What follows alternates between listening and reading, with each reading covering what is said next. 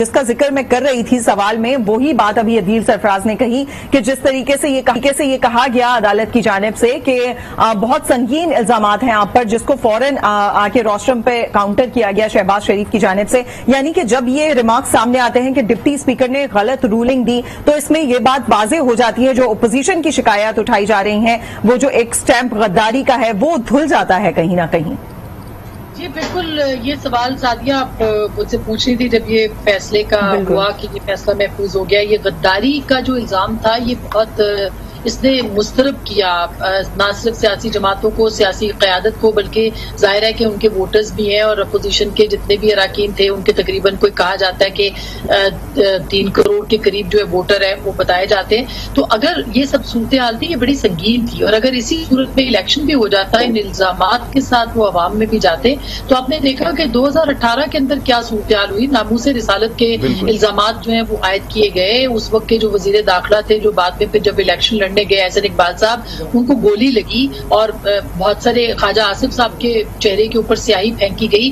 اب اگر یہ غداری کا مقدمہ سیٹل نہ ہوتا کہ اب غداری کا الزام، تو ظاہر ہے کہ اس کو بنیاد بنا کے کچھ بھی ہو سکتا تھا، اور ایک امن و امان کی صورتحال کے ساتھ ساتھ آپ کے جو ایون جو الیکشن کے کاغذات ہیں وہ کاغذات بھی مسترد جو ہیں وہ ہو سکتے ہیں. خیر ابھی ہمیں دیکھنا ہے کہ کیا صورتحال جو ہے وہ بنتی ہے، آگے سامنے آتی ہے. ابھی تو فیصلہ نہیں آیا، لیکن یہ داغ کا دھلنا بہت ضروری ہے سیاست دانوں کے اوپر، اور اسی پہ وہ مسترد بھی تھے کہ آپ کس طرح سے یہ فیصلہ کر سکتے ہیں کہ ہم غدار ہیں اور ہم بیرونی سازش کے اندرونی ہاتھ بنے ہیں. یہ کتنا سنگین الزام ہے کہ اگر یہ لگ جاتا تو آئندہ کے لیے جو ہے وہ ساری زندگی کے لیے فلور آف دا ہاؤس یہ پروسیڈنگز کا حصہ رہتا.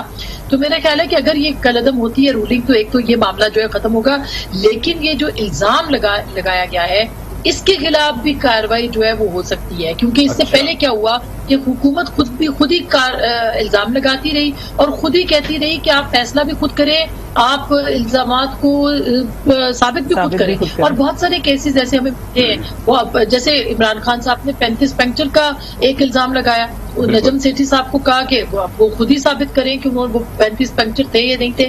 لیکن ظاہر ہے کہ اس کے اوپر توہین عدالت کا مقدمہ، پھر آپ نے دیکھا کہ ان کو معافی مانگنی پڑی، انہوں نے معافی مانگی تھی. اتنا آسان بنا دیا ہے الزام لگا دینا اور ایک دھول اڑا دینا، یہ بہت ہی خطرناک ٹرینڈ ہے. تو عدالت جو پاکستان کی سپریم عدالت ہے وہ باقاعدہ اس کے اندر اس بات کا آنا سامنے اور اس بات کے اوپر بحث ہونا بہت ضروری ہے. اور پھر منٹس میں بھی آپ نے دیکھا انہوں نے منٹس طلب کیے، اس کے بعد انہوں نے یہ دیکھا کہ کون کون کہاں سے کیا بات کرتا رہا ہے. اس کے بعد پھر آپ دیکھیں سیکورٹی ایجنسیز کے جو آفیشلز کے کو رائٹرز نے کوٹ کیا. کوئی پاکستانی اخبار ہوتا، کوئی آپ پر ہم ہوتے تو حکومت پاکستان کہہ دیتی یا تحریک انصاف کہہ دیتی کہ یہ تو غدار ہیں، یہ تو لفافے ہیں، ان کی تو بات نہیں. لیکن جب آپ برطانوی ادارہ جو ہے خبر رساں اس کو تردید بھی پھر آپ نہیں کرتے، تو اس کا مطلب یہ کہ آپ نے تسلیم کر لیا کہ سیکورٹی آفیشل جو کہ وہاں پہ موجود تھے انہوں نے باقاعدہ اس بات کی تردید کی ہے کہ کسی قسم کی کوئی سازش جو تھی وہ اسٹیبلش نہیں ہوئی، اور نیشنل سیکورٹی کمیٹی کے اندر اس کے اوپر کوئی بات نہیں ہوئی ہے. اب ظاہر ہے کہ اب جو بھی صورتحال بنتی ہے، جو کچھ ہو چکا ہے اس کو دفن کرنا چاہیے اور کرنا پڑے گا، اور آگے بڑھنے کے لیے پاکستان کے معاشی چیلنج کو دیکھنا پڑے گا. صحیح، آگے بڑھنے کے لیے پاکستان کے معاشی چیلنجز کو دیکھنا پڑے گا، اور یہی بات کچھ آج جج صاحبان کر رہے ہیں. شوکت ذرا آپ کی طرف آتے ہیں. پہلے دن جب پیر والے دن پروسیڈنگ کا آغاز ہوا تھا تو فوکس یہ رکھا گیا تھا معزز ججز صاحبان کی جانب سے کہ ڈپٹی اسپیکر کی رولنگ آیا آئینی ہے یا غیر آئینی ہے، اس پر ہمیں فیصلہ دینا ہے. پھر اگلے 2-3 روز جو کچھ ہوا وہ ہم نے بھی دیکھا، آپ نے بھی دیکھا، مختلف چیزوں پر بات ہوئی. آج نئے انتخابات پر بھی بات ہوئی، معیشت پر بھی بات ہوئی، یہ بھی بات ہوئی کس طریقے سے آگے پاکستان چلایا جائے گا. تو آپ کو کیا لگتا ہے یہ جو 7:30 بجے ممکنہ طور پر فیصلہ آنے جا رہا ہے، کون پاس ہوگا کون فیل ہوگا، یا فرسٹ سیکنڈ تھرڈ کو پوزیشن آئیں گی؟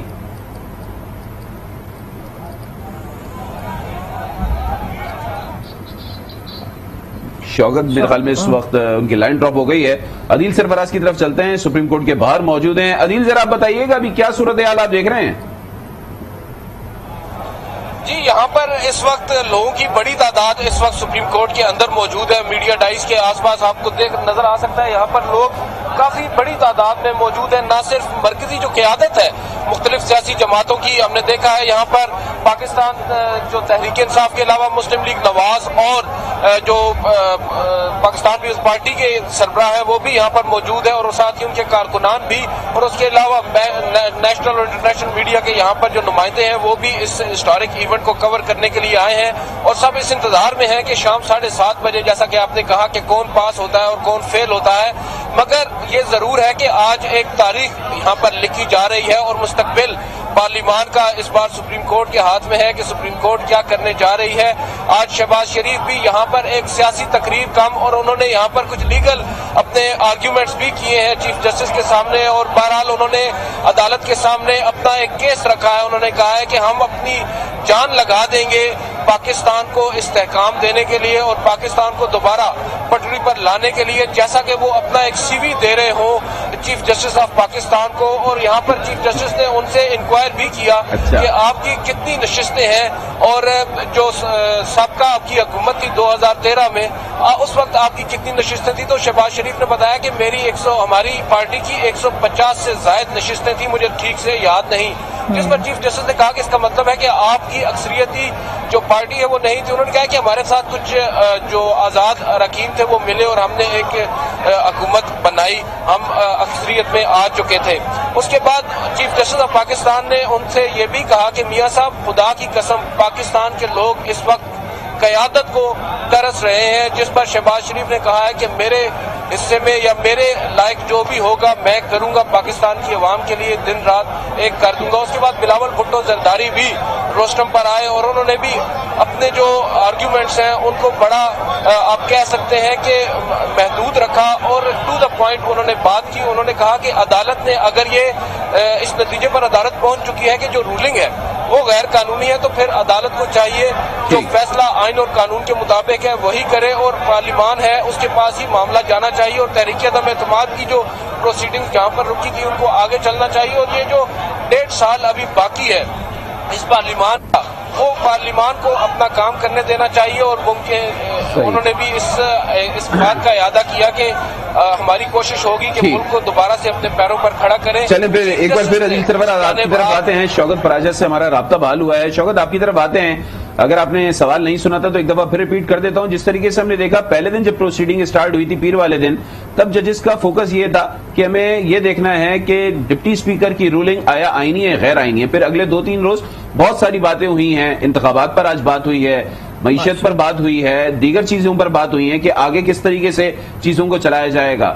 تو یہ جو شام 7:30 بجے فیصلہ آنے جا رہا ہے، آپ کو کیا لگتا ہے فوکس صرف اور صرف ڈپٹی اسپیکر کی رولنگ ہوگی یا دیگر چیزیں بھی کنکلوڈ کی جائیں گی؟ فوکس تو ظاہر ہے ڈپٹی اسپیکر کی ہوگی، فساد کی جڑ ڈپٹی اسپیکر کی رولنگ ہی ہے۔ اس سارے فساد میں صرف ڈپٹی اسپیکر کی رولنگ ہے، جس کی وجہ سے ملک آج عدم استحکام کے شکار کی طرف جا رہا ہے، یا معاشی بحران کی طرف جا رہا ہے، یا فائنینشیل کرائسس کی طرف جا رہا ہے، یا ڈالر ایکسچینج کا اتنا بڑا مسئلہ بن گیا ہے۔ یہ صرف ڈپٹی اسپیکر کی رولنگ تھی، اس لیے بار بار عدالت بھی کہتی رہی، اور کل honourable chief justice of Pakistan نے بھی فرمایا تھا کہ ہم باقی چیزوں میں نہیں پڑیں گے، ہم اسی کی لیگیلٹی یا انکانسٹیٹیوشنلٹی کی طرف جائیں گے کہ یہ رولنگ کیسی ہے۔ 69 کا کور حکومت مانگ رہی تھی، آج اٹارنی جنرل نے واضح طور پر کہہ دیا کہ کوئی بلینکٹ جو ہے وہ ایگزیمپشنز نہیں ہے آرٹیکل 69 کے اندر۔ تو لہذا بنیاد جو ہے اس سارے فساد کی بنیاد ڈپٹی اسپیکر کی رولنگ ہے، اور جیسے آنریبل چیف جسٹس نے کہا کہ یوں نظر آ رہا ہے کہ یہ رولنگ غلط تھی۔ غلط کا مطلب عدالتی لینگویج میں ایک آئینی کیس میں غلط کا مطلب ہے غیر آئینی، غلط کا مطلب ہے انکانسٹیٹیوشنل، اور اگر غیر آئینی اور انکانسٹیٹیوشنل ڈکلیئر کیا جاتا ہے تو پھر ہم ایگزیکٹلی 3 اپریل کی جگہ پر پہنچ جائیں گے، نمبر 1۔ نمبر 2، باقی جو عدالت نے باتیں کی کہ فریش الیکشن کی طرف جائیں، بار بار ایک آنریبل جج نے بھی پوچھا اپوزیشن لیڈر سے کہ آپ تو الیکشن کی بات کرتے تھے، تو ابھی الیکشن کمیشن کا بھی آ گیا کہ اس پر کیا ان کے خیالات ہیں اور کس طریقے سے انہوں نے اظہار کیا۔ کہیں نہ کہیں امید ضرور ہے، جس طریقے سے عدیل سرفراز بھی بتا رہے تھے کہ صبح سے اپوزیشن کے جتنے رہنما یہاں پہنچ رہے ہیں، جو اب تک 4 دن تک پروسیڈنگ ہوئی ہیں، جو اب تک ریمارکس آئے ہیں، اس کے بعد کافی زیادہ وہ پرامید نظر آ رہے ہیں۔ جی شوکت۔ جی ہاں، یقیناً اسپیشلی جو چیف جسٹس آف پاکستان کے ریمارکس تھے کہ کی رولنگ آئین کے خلاف لگتی ہے یا غلط لگتی ہے تو اس سے تو امید بن گئی نا. اور میں سمجھتا ہوں ذاتی طور پر بھی 5 دن لگ گئے, یہ فیصلہ منڈے کو آ جانا چاہیے تھا کیونکہ یہی وہ نقطہ تھا جس کی بنیاد پر یہ سارا کیس بنا ہوا تھا. آج اگر چیف جسٹس آف پاکستان نے خود کہہ دیا کہ وہ رولنگ غلط نظر آ رہی ہے تو سب کا کیس یہی تھا, اپوزیشن کا کیس بھی یہی تھا, دیگر لوگوں کا کیس بھی یہی تھا. اس لیے میں سمجھتا ہوں جو امید کی آپ بات کر رہی ہیں, جن کو امید نظر آ رہی ہے, اس کی وجہ بھی یہی ہے امید کی کہ یہ سارا کچھ جو ہے ان امیدوں کے مطابق, اگر یہ انہی آبزرویشن کے مطابق فیصلہ آتا ہے تو پھر امیدیں تو پوری ہوں گی نا. صحیح, ٹھیک ہے. اچھا شوکت, ذرا یہ بھی بتائیے گا, آج اپنے فواد چودھری کی میڈیا ٹاک اگر سنی ہو تو اس میں انہوں نے ایک بات کی تھی کہ اگر فیصلہ خلاف آیا تو پھر ہوتا ہے معاملات جو ہے وہ اسٹریٹ پر چلے جائیں, یعنی کہ وہ ایک لوگوں کو اس لیے میں لانے کی دھمکی دے رہے تھے. تو آپ کو کیا لگتا ہے کہ آج کے فیصلے کے بعد جو ہجان ہے وہ ختم ہوگا یا مزید جو ہے سیاسی افراتفری بڑھے گی؟ ٹھیک ہے جی شوکت. آواز نہیں پہنچ پا رہی ہے شوکت تک. ہم آپ کو بتائیں کہ آج جو ہے وہ سپریم کورٹ نے فیصلہ جو ہے وہ ہولڈ کر لیا ہے اور کہا ہے کہ 7:30 بجے جو ہے وہ ایک شارٹ آرڈر سنایا جائے گا. اب دیکھنا یہ ہے کہ آیا کیا فیصلہ آتا ہے, لیکن سپریم کورٹ کے جو 5 معزز ججز ہیں جو اس وقت اس لارجر بینچ کا حصہ ہیں, انہوں نے کیٹیگوریکلی یہ بات تو کی ہے کہ جو ڈپٹی اسپیکر کی رولنگ جو تھی وہ کافی حد تک غیر آئینی تھی. تو اس وقت senior rank person Muneeza Jahangiri بھی ہمارے ساتھ موجود ہیں, ان سے بھی بات کر لیتے ہیں. السلام علیکم منیزہ. السلام علیکم جی. منیزہ کیا کہیں گے, اب 7:30 بجے جو ہے وہ شارٹ آرڈر آنا ہے سپریم کورٹ کی جانب سے, کافی حد تک معاملات آپ کو بہتر ہوتے دکھائی دے رہے ہیں اس آرڈر کے بعد؟ دیکھیے یہ تو ڈیپینڈ کرتا ہے کہ شارٹ آرڈر کیا آئے گا کہ کیا نہیں آئے گا, مگر تنقید ہو رہی تھی اس بات کیوں لگ رہی ہے. جی منیزہ کی آواز ہم تک ٹھیک سے نہیں پہنچ پا رہی ہے, ان سے ایک دفعہ پھر رابطہ کرنے کی کوشش کریں گے. جس طریقے سے علی آپ ڈسکس کر رہے تھے کہ اب سے کچھ دیر پہلے جو فواد چودھری نے بات چیت کی ہے میڈیا سے, ان کا کہنا تھا کہ اس پوری سچویشن کے بعد وہ ایک دفعہ پھر اپنی اسٹریٹ پاور شو کریں گے. تو اس سے پہلے بھی ہم نے دیکھا ہے کہ تحریک انصاف آرٹیکل 63 لے کر آئی, پھر اس کے بعد یہ بات کرتی رہی کہ اگر کوئی بھی پارلیمنٹ میں عدم اعتماد پر ووٹنگ کرنے کے لیے آتا ہے تو 10 لاکھ کے قریب ہم لوگ یہاں پر لے آئیں گے, یعنی کہ کسی طریقے سے وہ روکنے کی کوشش کر رہے تھے. اور اسٹریٹ پاور جو کہ پہلے بھی ان کی جانب سے منظم کی گئی, لیکن رمضان ہونے کی وجہ سے شاید اتنے زیادہ لوگ وہ نہیں لا سکے جتنا کہ وہ ایکسپیکٹ کر رہے تھے, اور اب ایک دفعہ پھر فواد چودھری اسی کی جانب اشارہ کر رہے ہیں. تو ایک بار پھر شوکت ہمارے ساتھ موجود ہیں. شوکت اپنی بات کو کنٹینیو بھی کیجیے گا, اور ذرا یہ بھی بتائیے گا, فواد چودھری نے آج جو یہ بات کہی تھی کہ فیصلہ اگر ہمارے خلاف آیا تو معاملات سڑکوں پہ چلے جائیں گے, تو ایک طریقے سے ایجیٹیشن ختم نہیں ہوگا, وہ تو کہہ رہے ہیں بڑھے گا. وزیر اعظم صاحب نے 3 اپریل سے ہی ایجیٹیشن کا اعلان کیا, کہا کہ نوجوان کھڑے ہو جائیں, نوجوان باہر آ جائیں. بقول مریم نواز شریف کے ٹوٹل 8 بندے آئے, جن میں 5 مرد تھے 3 خواتین تھیں. 1 ڈالے کے احتجاجی آئے. اس لیے یہ جو احتجاج کی بات ہے نا, اب کل کے لیے جمعے کے روز مولانا فضل الرحمان نے بھی یوم تحفظ آئینی پاکستان کا اعلان کیا ہے. پھر آپ کو بتا رہی تھیں بار بار آسمہ شیرازی صاحبہ جو تحریک لبیک پاکستان کا اعلامیہ آیا ہے. تو اس لیے اگر یہ سارے تحریکوں پہ جائیں گے, سڑکوں پہ آئیں گے, تو پھر ہوگا کیا, جس کی طرف بڑی فکر مندی سے honourable chief justice of Pakistan نے بھی بات کی ہے. لیکن حوصلہ افزا بات ہے, اگر تحریک عدم اعتماد کی طرف واپس جانے کا فیصلہ آتا ہے اور اپوزیشن کے اعلامیے کے مطابق تحریک عدم اعتماد کے بعد میاں شہباز شریف وزیر اعظم بنتے ہیں, تو جو نئے قائد اعوان متوقع ہیں, فی الحال متوقع میں بار بار کہوں گا کیونکہ فیصلہ آئے گا تو ہمیں حتمی چیز کا علم ہوگا کہ کس طرف جا رہے ہیں معاملات. تو فار ہائپوتھیٹیکل ڈسکشن جب شہباز شریف بنیں گے تو وہ تو کہہ رہے ہیں کہ ہم جو ہے میثاق معیشت کی طرف جائیں گے, اور وہ آج سے نہیں کہہ رہے, انہوں نے تو بہت پہلے کہا تھا. اور جب واپس جاتے ہیں ملک میں نارمل پولیٹیکل ایکٹیویٹی بنتی ہے. ہمارے ساتھ رہے گا, یہیں سے کنٹینیو کر. پالیسی جو نئی آئی ہے, شرح سود 2.5% بڑھی ہے, یقیناً مہنگائی کا ایک خودکش حملہ مزید آنے والا ہے. महंगाई का हमला भी आएगा और इससे ग्रोथ भी रुकेगी, क्योंकि फिर बिजनेस एक्टिविटी भी अफेक्ट होगी। जैसे जैसे ये जब आए थे पीटीआई वाले तो इन्होंने 13% रखी थी, और यहाँ मुल्क में कारोबारी सरगर्मियों का, इकोनॉमिक एक्टिविटी का बेड़ा गर्क हो गया था। अब अगर वही वापस जा रहे हैं तो फिर हम क्या कह सकते हैं। बहरहाल मैं इकोनॉमिस्ट नहीं हूँ, ना मेरी कोई इकोनॉमी पे गिरफ्त है, लेकिन मैं आपको सियासत के बारे में, आइन के बारे में बता रहा था कि मियां शहबाज शरीफ कहते हैं कि हम मिसाक मईशत की तरफ जाएंगे। चीफ जस्टिस ऑफ पाकिस्तान ने भी कहा कि पाकिस्तान में एक मजबूत हुकूमत की जरूरत है। सियासी इस्तेहकाम आएगा तो मजबूत हुकूमत होगी, सियासी इस्तेहकाम आएगा तो मईशत एक डायरेक्शन पे जाएगी। अगर फवाद चौधरी साहब या खुद इमरान खान इस बात पे तुले हुए हैं कि उन्होंने सड़कों पे आना है और मुल्क में जैम करनी है हर चीज, इवन एक अदालती फैसले के बाद, गौर कीजिए जरा, यानी अदालत में जो फैसला है, अदालती फैसले के बाद के तनाजुर में वो बात कर रहे हैं कि हम सड़कों पे आएंगे। आप किस लिए सड़कों पे आएंगे? क्योंकि आपके इत्तेहादी आपका साथ छोड़ गए। आप इसलिए सड़कों पे आएंगे कि आपके अपने लोग आपका साथ छोड़ गए। आप किस लिए सड़कों पे आ रहे हैं कि आप कहते हैं कि एक साजिश जो है वो हुई है बैरूनी मुल्क से, जो सुप्रीम कोर्ट कह रही है कि 5A की वजह से ये अदम एतमाद नहीं रोक सकती। वो जो स्पीकर की रूलिंग है वो गलत है, वो अनकॉन्स्टिट्यूशनल डिक्लेयर होगी। तो फिर उस साजिश के हवाले से तो बात खत्म हो गई। साजिश के हवाले से मुल्क की सिक्योरिटी एजेंसी जिन्होंने तहकीकात की, रॉयटर्स की स्टोरी के मुताबिक, और तहकीकात में कुछ ऐसा नहीं निकला, तो फिर वो साजिश का वजूद क्या है? मफरूजों की बुनियाद पर पीपल्स पार्टी ने पीटीआई ने हमेशा बात की है। ये मफरूजों की बुनियाद पर आए, मफरूजों की बुनियाद पर इनको इक़्तिदार मिला। ये कहते थे कि 12 अरब रुपए की रोजाना करप्शन होती है, 12 अरब रुपए रोजाना होती है, उसको 30 से मल्टीप्लाई करें, 360 अरब रुपए बन गए।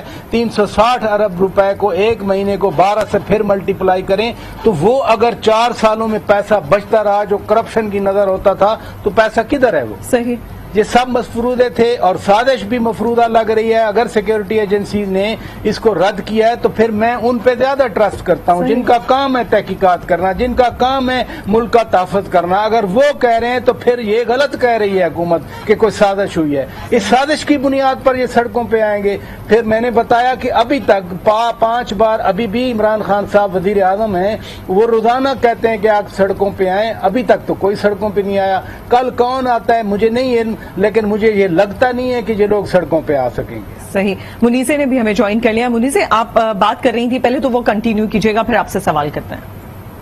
देखिए, जो मैं बात करी थी वो ये थी कि जो इस वक्त अदालत के अंदर बहस हो रही है ना, वो ज्यूरिसडिक्शन ऑफ द स्पीकर के ऊपर हो रही है कि जो स्पीकर की ज्यूरिसडिक्शन है उसका दायरा कार है, ये क्या है। तो जो भी रूलिंग आएगी वो इससे मुंसलिक होगी कि क्या जो डिप्टी स्पीकर का अमल था कि उन्होंने आर्टिकल 5(1) को कोट करके रिजेक्ट कर दिया तहरीक अदम एतमाद को, क्या वो अमल सही था, कानूनी था, कानून के मुताबिक था, रूल्स ऑफ प्रोसीजर के मुताबिक था कि नहीं था। दूसरी तरफ से जो अली जफर साहब ने आर्ग्यूमेंट दी, उन्होंने आर्टिकल 69 को कोट करते हुए कहा कि किसी भी अदालत का हक नहीं है कि वो पार्लियामेंट्री प्रोसीजर के अंदर मुदाखलत करे।